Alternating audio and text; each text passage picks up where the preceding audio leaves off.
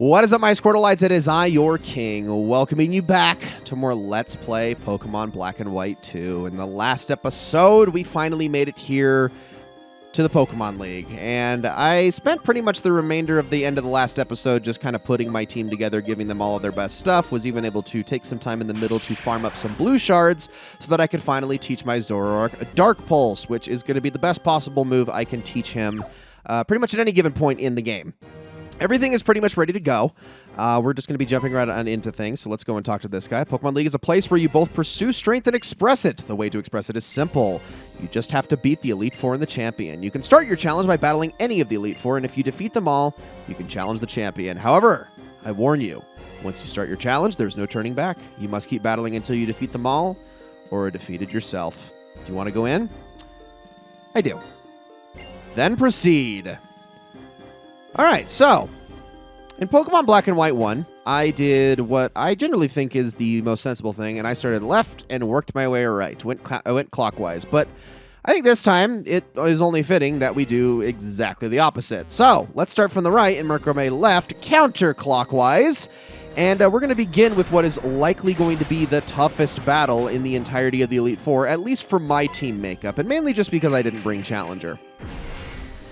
Challenger, this is the one thing that he's going to be kind of missing out on, but really all I was going to have was to throw a bunch of flying moves at this thing. It'll be fine.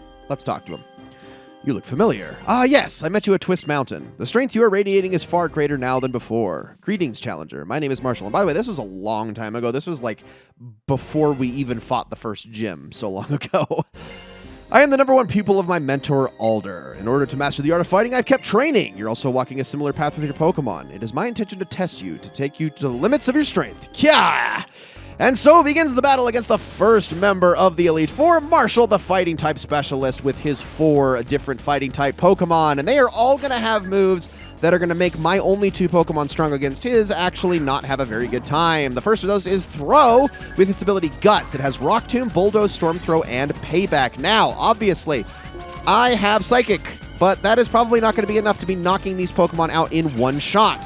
This is also why I put the Expert Belt on Johanna to see as much as I can, but well, actually, I'm glad that he used Bulldoze there because Rock Tomb would have been so much worse in that situation. But luckily, Johanna managed to push through it. And even with the speed decrease, we are still faster than Throw because it is an incredibly slow Pokemon. Down goes the first one. All right, and I'm sure the next one is going to suck. Oh, he's going immediately with his strongest Pokemon, Conkeldurr, with the ability Sheer Force. It is holding a Citrus Berry, and it's got the moves Stone Edge, Hammer Arm, Retaliate, and Bulk Up. Okay, this Pokemon. There's a lot of different things I can do to approach the situation. I think I'm actually going to go with Farina here, just because I would like to be able to deal as much damage as possible, while also trying to bypass whatever it tries to do with Bulk Up. None of its moves are going to be particularly weak by any means, but it's also not going to have anything that's going to particularly hurt too bad. Plus, we do have that speed advantage. So I'm going to do as much as I can because the end goal is, as a last resort, I am going to switch on over to Johanna and see if I can't then just Psychic to take it down. Or honestly, I might even just do that with Jack, honestly, at this point, since he does have the ability to actually use it. So we're going to hit you with another Earth Power. There's that Citrus Berry. I'm sure it's going to use Hammer Arm again here, which is going to suck.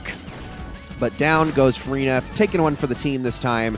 It's okay. Farina's going to be kind of doing that a lot throughout this entire run, just because, while, yes, he does have a lot of uses, this is not the fight for it, nor are the next few fights. I'm going to go with Jack for this one, actually, because Jack actually has less of a use in, like, he still has Psychic, but he also has less to do in this particular fight than Johanna does, and I would like to keep Johanna alive as long as I can. This is going to be the toughest of the Elite Four, without question. And that's what I was worried about. Gosh dang it. Okay, so he is almost definitely going to heal through that. But the good news is... also, Conkeldurr fainted. Okay, well, that works out. Unfortunately, I'm not going to be able to get the experience out of that. But that actually works out for me. Okay, so I'm actually going to switch on over to... Should I stay with Johanna? I'm afraid to go to Johanna right now. All I know is I don't want to switch to Zoroark under any circumstances. So let's go Kamina. Okay, we got Sock here. Sock is doable. I'm going to just try to hit you with a single Thunder. do as much as I can and maybe cause paralysis. This sock has Sturdy, so it's not going to go down in one shot. It's got Payback, Rock Slide, Retaliate, and Brick Break, which it looks like it's going to be using Brick Break now. I think Kamina can tank one of these, so we should probably be fine. Let's hit it with a Thunderbolt now to finish it off, and then I am absolutely okay with switching on over to Johanna for the last Pokemon. Good job, Kamina. All right, this is Mienshao. Very fast, hits very hard, but luckily isn't employing any rock-type attacks. It's got High Jump Kick, U-Turn, Bounce, and Retaliate. Now, Bounce is going to be the one thing that's actually kind of scary because it is super effective on Johanna. It's not got the ability Regenerator, but if we can outspeed this Mienshao, we should be able to win this fight, no problem. Psychic. There we go, and I do believe that this is going to be a one-shot because Mienshao does not have great defenses, and I was right. There we go. And that is it for Marshall. The one fight I was actually worried about in here, but I could obviously be proven wrong. There's no single strongest Pokemon or sole best combination. That's why it is difficult to keep winning. However, I think a heart that desires strength and strives to grow stronger is a precious ideal. That's why I respect you, because you have these things. I like Marshall. He's just such a bro. Woo! Well done. As your battles continue, aim for even greater heights. Thank you, Marshall. Thank you very much. I'm going to take the opportunity to quickly heal my team up, so give me a second. And let's continue. Okay, into the teleporter we go. And before we start our next fight, I am going to rearrange my team. And you know it, Zoroark is definitely coming to the front for this next one. So let's head on into the center right one. And up we go. I do like this time we actually have like a staircase. We don't just have like a thing that carries us to the top like we did in the first game. We actually get to proceed of our own accord. It's me who appeared when the flower opened up. You, standing over there. You look like a Pokemon trainer with strength and kindness. What I look for in my opponent is superb strength. I'm counting on you. And now it is time to battle Caitlin, the Psychic-type specialist, who is packing 3 Pokemon that are particularly slow and 1 Pokemon that is particularly not so. Now, I am going to be banking on this Musharna to open up with something that is not going to be too much of an issue. It doesn't really have a lot to attack with because it has Reflect, Yawn, Dream Eater, and Charge Beam.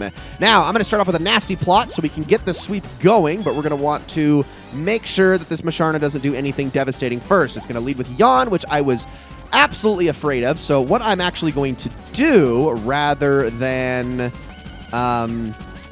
try to get an attack off, because I'll probably one-shot this Musharna, is I'm actually going to use Nasty Plot again. But then what I'm going to do is I'm going to heal up and bank on this thing trying to use Dream Eater, which is not actually... It can't. It can only use Charge Beam, can't it?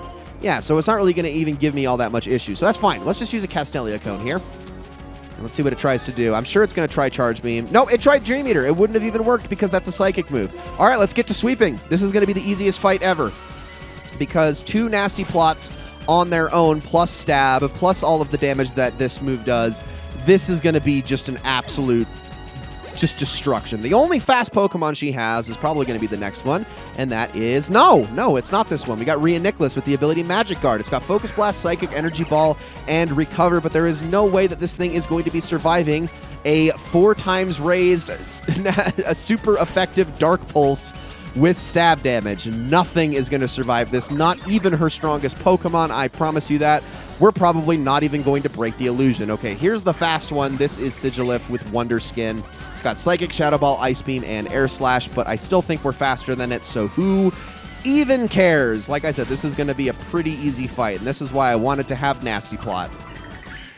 Yeah, absolute breeze through this one, and holy crap, frickin' Zoroark is just clearing the field. The last and strongest Pokemon is Gothitelle with the ability Frisk. It has a Citrus Berry. It's got Calm Mind, Psychic, Shadow Ball, and Thunderbolt, none of which are going to do anything against Zoroark. Notice how this trainer has 0 contingency plans for Dark types, which is probably not the best, if I'm being honest. Makes this fight a little bit too easy.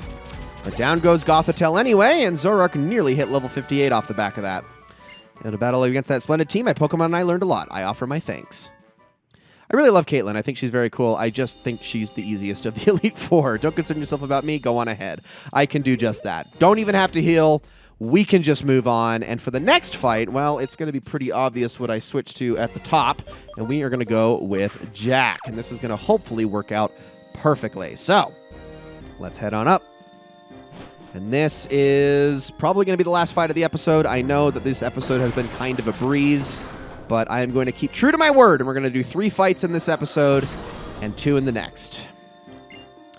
What will be determined here is which of us can absorb the opponent's light and shine, but who will decide that? It shall be I, Grimsley... wow, I said that wrong. Grimsley of the Elite Four, and I will fulfill my duty to be your opponent. All right, it is time to take on the Dark-type specialist once again. 4 Pokemon, just like all of the other Elite Four members, and this guy is, well, he actually has some things to deal with my Lucario, at least, which is something I could not say for Caitlin regarding my Zoroark, but the first Pokemon, not so much, and that is going to be Liepard with its ability Limber, which prevents it from getting paralyzed. It has Fake Out, Night Slash, Aerial Ace, and Attract, and if it is dumb enough to use Fake Out, well, I'm going to have a very easy time here. Let's see. It did. Why would you do that? Okay, here we go. So now Steadfast is about to help me a lot because you just increased my speed, and now there is no way I'm going to be slower than anybody in here. Not that I was really too worried about that. Liepard's pretty much the only Pokemon that could be faster than Lucario, but that's definitely not happening now. All right, Aura Sphere there, and we are good. Okay, on to the next Pokemon, Crocodile, with its ability Intimidate.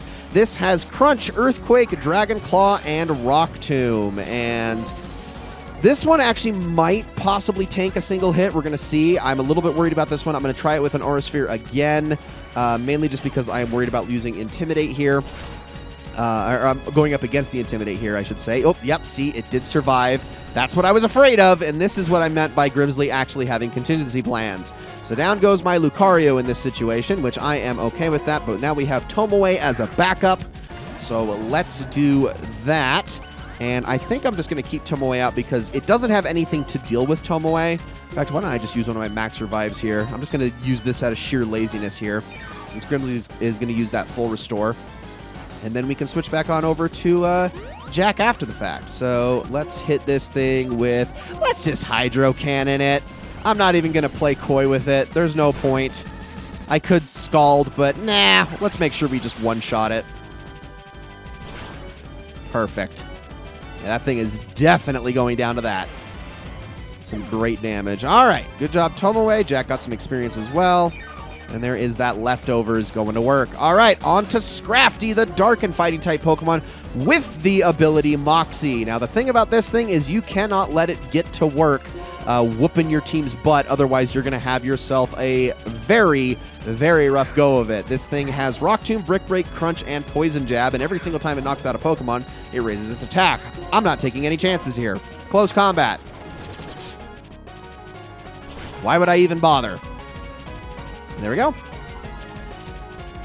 Okay, and now we only lowered our defenses, so we should be fine to go for another close combat on the next Pokemon, but I honestly think that might be overkill, because the last Pokemon is Bisharp, and Bisharp is actually more physically defensive than it is specially defensive. It has the ability Defiant, which is the same ability that my Braviary has, where if its stats get lowered, its attack gets raised. But I'm going to use Aura Sphere on this thing. It's got Aerial Ace, Night Slash, X-Scissor, and Metal Claw. Not really anything to do with my Lucario anyway, even if we don't one-shot this thing. But with the Quad weakness, I'm pretty sure we will. There we go. That is it for Grimsley.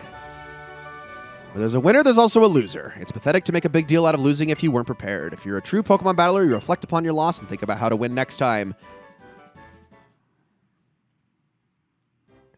Whether or not you get to fight at full strength, whether or not luck smiles on you, none of that matters. Only results matter, and a loss is a loss. See, victory shines like a bright light. And right now, you and your Pokemon are shining brilliantly.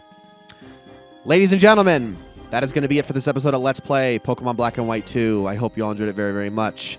In the next episode, we are going to take off on the last member of the Elite Four, and then see where that leads us.